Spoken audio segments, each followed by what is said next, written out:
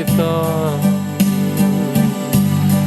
kan lua ram hian san tu angai ta hula nu fal rual chun le zua ken ngai tua chiang in idin tharang sâu ram ô kuni vang than mang kan pi pu ten nim le lo min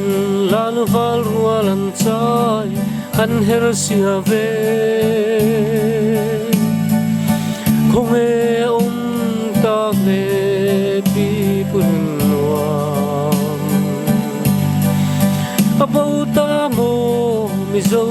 nun lim na bel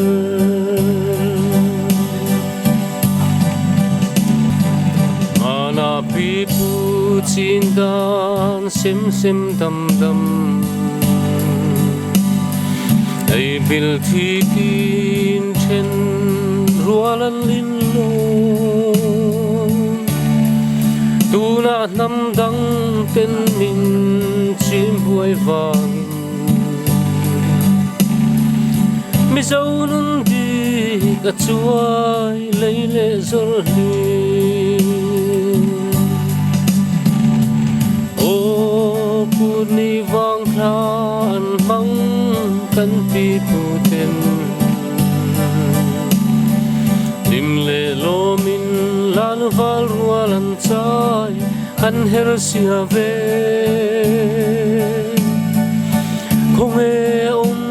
ta le pi pun nuam abau ta mo mi zo nun lim na bel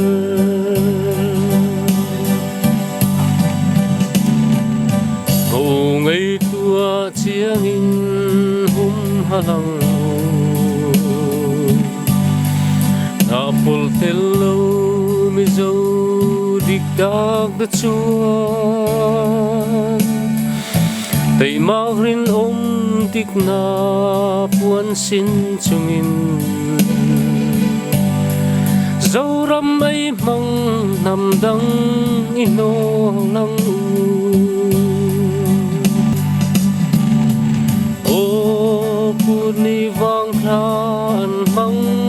kan pi pu ten lim le lo min lan val rualan chai kan her sia ve kong e ta le pi pun nuam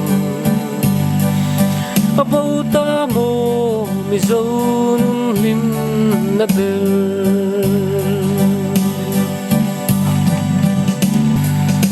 abau ta mo mi zo nun lim na bel